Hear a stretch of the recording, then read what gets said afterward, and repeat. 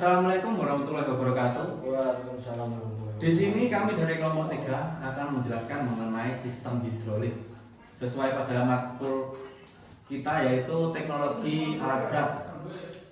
Saya sendiri perkenalkan, mas saya Dede Imam Arifin dan rekan Saya Adipali Sidi Numbara. Untuk teknologi hidrolik pada alat berat itu banyak sekali ya mas. Iya, betul sekali mas. Itu termasuk komponen utama pada alat berat. Contohnya itu pada eskavator atau bulldozer. Kalau pada eskavator pada umumnya untuk menggerakkan lengannya itu, lengannya ya mas. Iya, lengan. Ya, kalau bulldozer ya pada dosernya yang depan itu. Kemudian di sini akan membahas materi mengenai yang pertama yaitu gaya hidrolik. Di sini saya akan memberikan sedikit pengertian mengenai gaya hidrolik.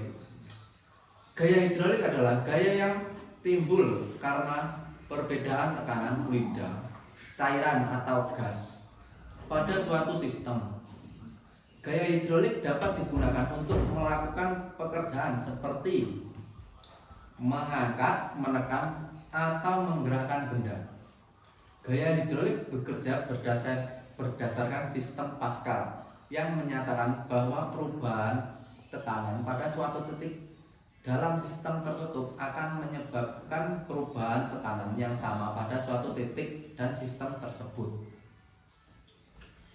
Ya, selanjutnya yaitu saya akan bertanya kepada Mas Adib mengenai definisi gaya hidrolik. Apakah Anda mengetahui sedikit mengenai definisi gaya hidrolik? Coba tolong bisa dijelaskan. Iya, baik. Definisi gaya hidrolik.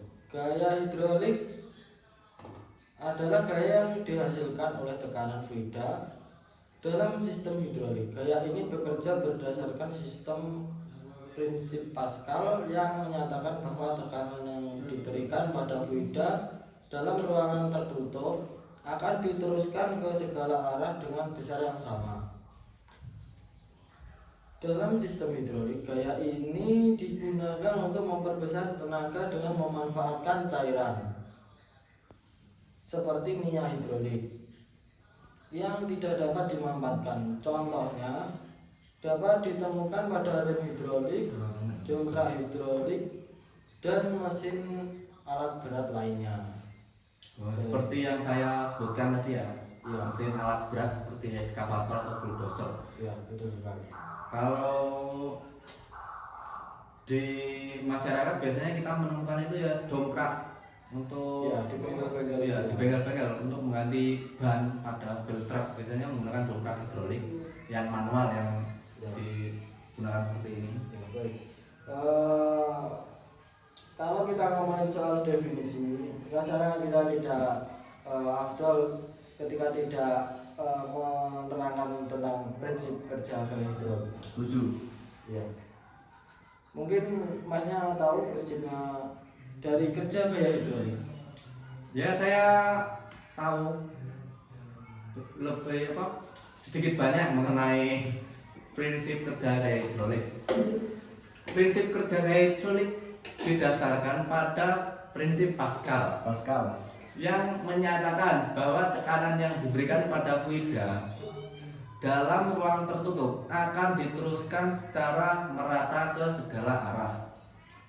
Dalam sistem hidrolik, tekanan fluida yang dihasilkan oleh pompa atau piston kecil ditentukan melalui cairan yang tidak dapat dimanfaatkan ke piston yang lebih besar sehingga menghasilkan gaya yang lebih besar.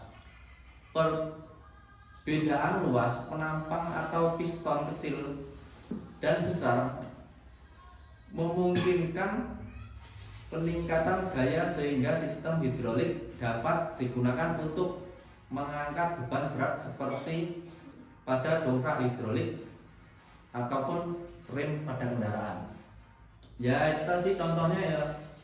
Kalau sesuai sama prodi kita ya biasa ditemukan itu pada rem kendaraan. Rem kendaraan itu kan membutuhkan sistem tekanan untuk menekan kampas ring. Dia menggunakan tekanan dari minyak rem yang disalurkan dari apa namanya itu? Dari pompa hidrolik menuju selang lalu ke piston. Lah, ya, benar. Cocok. Ya, benar sekali. Nah, ya itu. Mengenai prinsip kerja hidrolik tadi sudah terjawab ya, Pak? Iya, betul. Selanjutnya Saya terima. saya kurang memahami mengenai keuntungan sistem hidrolik. Apakah Anda bisa menjelaskan keuntungan sistem hidrolik itu apa pada kendaraan yang bisa kita temui atau pada kendaraan-kendaraan proyek besar seperti eskavator tadi? Ya, keuntungan dari gaya hidrolik menurut saya kan gaya hidrolik itu di apa ya, di Cut ya? Terus oh ya, baik. Mengenai keuntungan sistem hidrolik tadi, yang pertama dibandingkan dengan sistem energi mekanik, dia memiliki kelemahan dalam hal penempatan posisi tenaga transmisinya. Pada sistem energi hidrolik, saluran-saluran energi hidrolik dapat ditempatkan pada hampir setiap tempat. Yang kedua, dalam sistem hidrolik, gaya yang relatif sangat kecil dapat digunakan untuk menggerakkan atau mengangkat beban yang sangat besar dengan cara mengubah sistem perbandingan luas penambang silinder. Baik, yang ketiga, sistem hidrolik menggunakan minyak mineral sebagai media pemindah gayanya. Pada sistem ini, komponen-komponen yang saling bergesekan terselimuti oleh lapisan minyak ataupun oli, sehingga pada bagian-bagian tersebut dengan sendirinya akan terlumasi. Proses ini yang akan menurunkan gesekan juga dibandingkan dengan sistem energi mekanik. Bagian-bagian yang bergesekan lebih sedikit terlihat dari tidak adanya roda-roda gigi, rantai, sabuk, dan bagian lainnya yang saling bergesekan. Yang keempat, energi mekanik yang dihasilkan dari pengubahan energi hidrolik atau silinder hidrolik dengan mudah dikontrol menggunakan katup kontrol tekanan. Juga beban-beban lebih dengan katup-katup pembocor ataupun relief valve, mudah pengatasannya. Berbeda dengan sistem energi lainnya, pengontrolan beban dan pengatasan beban lebih sukar, karena bila beban lebih ini tidak dengan segera diatasi akan merugikan komponen-komponen itu sendiri. Yang kelima, kebanyakan motor-motor listrik pada sistem energi listrik beroperasi pada kecepatan putaran yang konstan. Pada sistem energi hidrolik, motor-motor hidrolik dapat juga dioperasikan pada kecepatan yang konstan. Meskipun demikian, elemen kerja baik linear maupun rotari dapat dijalankan pada kecepatan yang berubah-ubah dengan cara merubah volume pengalir ataupun debit. Baik, di sini saya sudah menjelaskan tentang keuntungan. iya. Apakah Mas Dedi tahu mengenai kelemahan-kelemahan dari sistem energi hidrolik tersebut? Kalau untuk kelemahan sistem hidrolik itu dibandingkan dengan mekanik tadi ya, Iya. kelemahan sistem hidrolik memerlukan lingkungan yang betul-betul bersih. Nah, Yang maksudnya memerlukan lingkungan yang betul-betul bersih itu, hidrolik itu kan menggunakan cairan, ya, Cairan. seperti oli. Oli. Dan juga gaya dorong dari hidrolik itu tadi seperti piston gunanya. Itu membutuhkan, jadi tadi lingkungan yang betul-betul bersih, karena gaya hidrolik ini tidak jauh dari seal. Nah. Hasil. Untuk memampatkan cairan tadi, Ya, agar tidak bocor ya Mas. ya agar tidak bocor. Itu kalau bocor kenapa Mas? Kalau bocor dia Lah. jebrot mas. Oh jebrot. Ya jebrot, nggak bisa jadi kayak hidrolik. Itu contohnya biasanya pada eskavator, Ya. pada lengannya itu sering terjadi kebocoran. Berarti kayak dorongnya itu berkurang ya Mas? Ya berkurang. Itu penyebab kebocorannya biasanya itu karena bebannya tidak sesuai dengan apa ya? Tidak sesuai dengan standar eskavator itu tadi. Misalkan eskavatornya mampu mengangkat beban 5 ton, sama orangnya diangkatkan beban 10 ton, itu kan konyol ya. Konyol sekali. Itu nggak belajar dia mas dari apa mas? Lah. Nah, dari buku standar yang telah disediakan. Nah itu benar. Ya demikian keuntungan dari dan kelemahan sistem gaya hidrolik yang kita sampaikan. Selanjutnya mungkin ada jenis-jenis hidrolik. Oh, jenis-jenis sistem hidrolik ya Mas? Ya, untuk coba sampai apa bisa menjelaskan mengenai jenis-jenis sistem hidrolik. Ya, baik. Di sistem hidrolik ini mempunyai jenis-jenis, diantaranya yaitu sistem hidrolik tertutup. Sistem ini yang menggunakan fluida hidrolik yang sama secara terus-menerus. Dengan sistem ini dirancang untuk meningkatkan efisiensi dan mengurangi kehilangan tekanan. Oh iya Mas. Contohnya mungkin tadi dongkrak itu ya mas, dongkrak untuk mengganti ban mobil itu. Nah, Contohnya. iya, salah satunya itu Mas. Oh iya iya. Dari karakteristik sistem hidrolik tertutup, yang pertama fluida hidrolik yang sama. Sistem hidrolik tertutup menggunakan fluida hidrolik yang sama secara terus-menerus dalam sistem. Yang kedua, tidak ada kehilangan tekanan. Sistem hidrolik tertutup dirancang untuk mengurangi kehilangan tekanan yang terjadi dalam sistem. Yang ketiga, efisiensi yang sangat tinggi.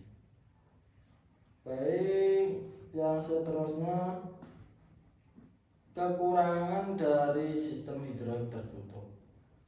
Yang pertama, biaya instalasi yang cukup mahal ataupun tinggi, sehingga sistem hidrolik tertutup memerlukan biaya instalasi yang tinggi. Mungkin biaya yang tinggi yang dimaksud itu terdapat pada sealnya itu ya, atau pada pistonnya itu, pada batangnya itu. Biaya bengkelnya juga mahal Mas, pasti.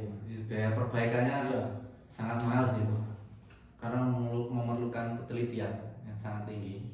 Yang kedua, komponen sistem hidrolik terbuka, yaitu pompa hidrolik berfungsi untuk meningkatkan tekanan fluida hidrolik. Yang kedua, sistem hidrolik berfungsi untuk mengubah tekanan fluida hidrolik menjadi gaya mekanik. Yang ketiga, katup hidrolik berfungsi untuk mengontrol aliran fluida hidrolik dan tekanan. Yang keempat, reservoir berfungsi sebagai tempat penyimpanan fluida hidrolik. Dari sistem hidrolik terbuka ini mempunyai kelebihan sistem, yaitu dapat melakukan pekerjaan yang memerlukan tekanan fluida yang tinggi. Di sini dirancang untuk melakukan pekerjaan yang memerlukan tekanan fluida yang tinggi ataupun berat. Yang kedua, memudahkan dalam perawatan. Sistem hidrolik ini terbuka memiliki komponen yang mudah dalam perawatannya, Mas. Iya ya. Kalau contohnya sendiri mungkin pada dump truck ya, Mas. Itu kan memerlukan Ya. tekanan yang tinggi untuk Tinggi. mengangkat bak mobil yang bermuatan puluhan ton itu. Itu Pada batu bara itu biasanya. ya, pompanya itu juga harus besar, Mas, pompa hidroliknya itu. Cut ya. Ya, baik.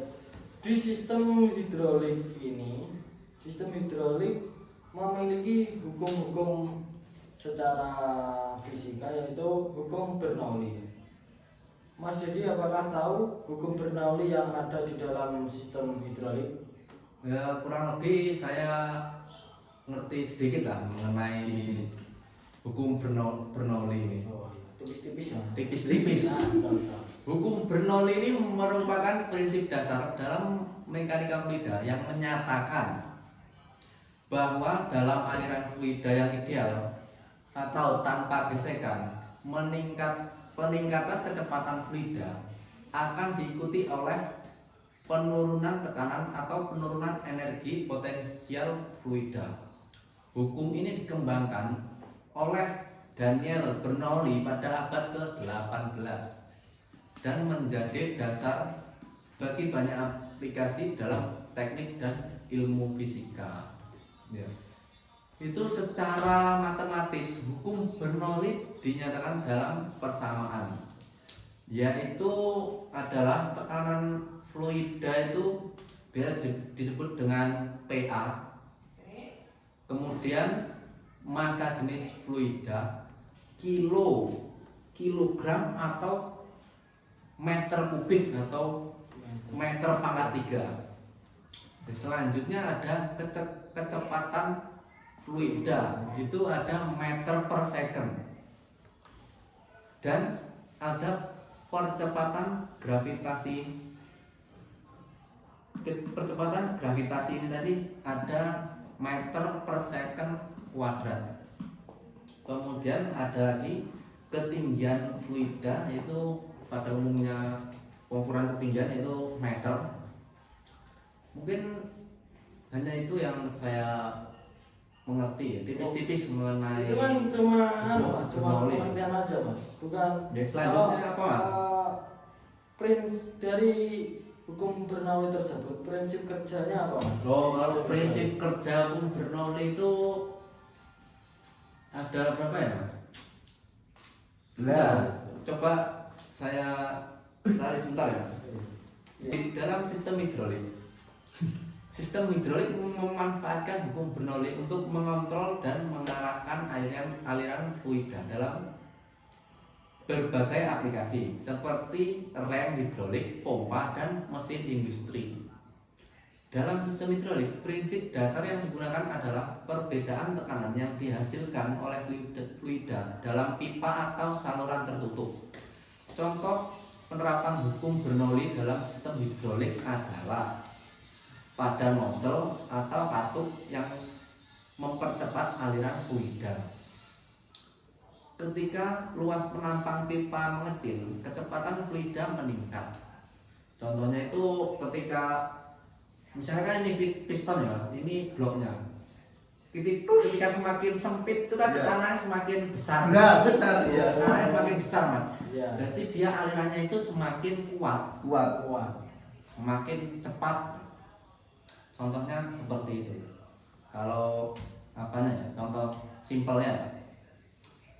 Kemudian dan tekanan berkurang sebaliknya. Ketika luas penampang membesar, kecepatan menurun dan tekanan meningkat. Prinsip ini banyak diterapkan dalam injektor bahan bakar, penyemprot, serta sistem ventilasi. Oh ya, mungkin pada bus pump itu, Mas, biasanya pada umumnya. Pada bus pump itu kan membutuhkan tekanan ya untuk menekan bahan bakar menuju ke nozzle agar bisa mengkabutkan bahan bakar. Di sistem bensin juga ada, Mas. Ya, di sistem bensin juga ada. Pump atau injektor itu. Iya, iya, benar-benar. Katin. Aplikasi. Ya itu tadi mungkin beberapa yang saya ketahui mengenai hukum Bernoulli, Mas. Iya. Selanjutnya mungkin sampai mau menanyakan saya sebentar guys. Iya. Sorry. Saya mau menanyakan kepada Anda mengenai pengaplikasian hidrolik. Pengaplikasian hidrolik itu gimana ya? Baik, pengaplikasian hidrolik yang saya ketahui adalah sistem hidrolik merupakan teknologi yang memanfaatkan fluida bertekanan untuk menghasilkan daya guna menggerakkan atau mengoperasikan suatu mekanisme. Contohnya itu apa, Mas? Oh, Pengaplikasian. contoh dari sistem hidrolik ya, Mas? Iya. Yang Contoh dari pertama, pengaplikasian hidrolik. iya. Yang pertama penerapan hidrolik dalam sistem industri. Ya. Kalau di industri contohnya apa? Yang pertama mesin pres hidrolik yang digunakan untuk membentuk atau memotong seperti bodi-bodi mobil Untuk mengepres bodi mobil atau Ya. pembuatan velg mobil biasanya itu saya lihat di TikTok, saya scroll ada Iya. mekanik Perindapan. Perindapan ya. menggunakan tekanan hidrolik untuk membentuk kelengkungan pada velg. Iya. Yang kedua eksavator dan alat berat memanfaatkan sistem hidrolik untuk menggerakkan lengan dan baket. Oh iya. Tahu Mas baket, Mas? Oh ya tahu Mas, itu kalau baket itu sendok itu. Oh, Contohnya seperti yang sendok. Ya, itu ya? yang ini Oh, namanya itu iya. baket. Kalau di bahasa bengkel-bengkel itu. Yang ketiga sistem hidrolik pada jalur produksi banyak digunakan dalam pabrik untuk menggerakkan conveyor, mesin cetak injeksi, atau serta mesin pemotong otomatis. Mungkin pada pabrik buku. Ya, Pabrik buku biasanya kan kertas itu Mas. bukunya itu ditumpuk Ya. tebal itu baru di. Ya, pemotongan kertas Potong. skala besar. Iya.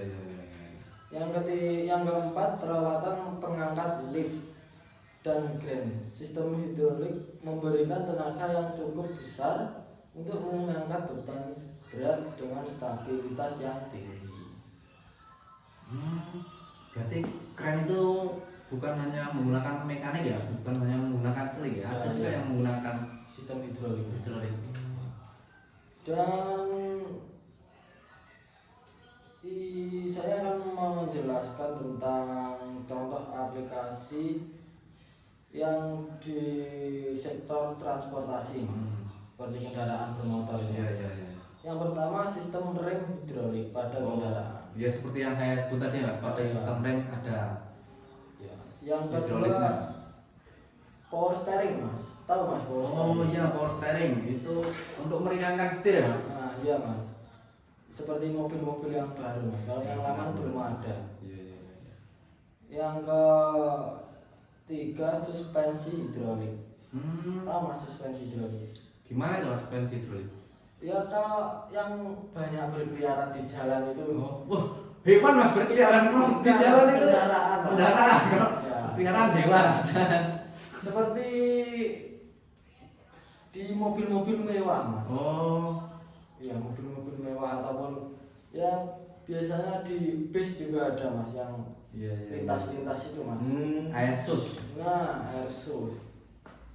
Yang keempat pesawat terbang. Banyak bagian dari pesawat seperti sistem pendaratan landing gear dan kendali aerodinamis. Mungkin pada bagian sok pesawat itu kan biasanya kalau mendarat kan Nah, iya Mas. cus gitu ya. Nah, kalau pakai pir nggak kuat Mas pesawat. Oh iya. Pecah Mas pirnya. Baik. Di sini saya akan menjelaskan juga tentang aplikasi di industri dan transportasi dan berbagai aspek kehidupan sehari-hari. Yang pertama seperti pompa hidrolik untuk air digunakan dalam sistem pengumpahan air berkeperluan rumah tangga, irigasi dan pemadam kebakaran. Contohnya itu gimana? Contohnya dari pompa hidrolik. Sanyo itu mungkin ya. Nah, sanyo itu termasuk Mas. Termasuk hidrolik. Ya. Iya. Sanyo itu.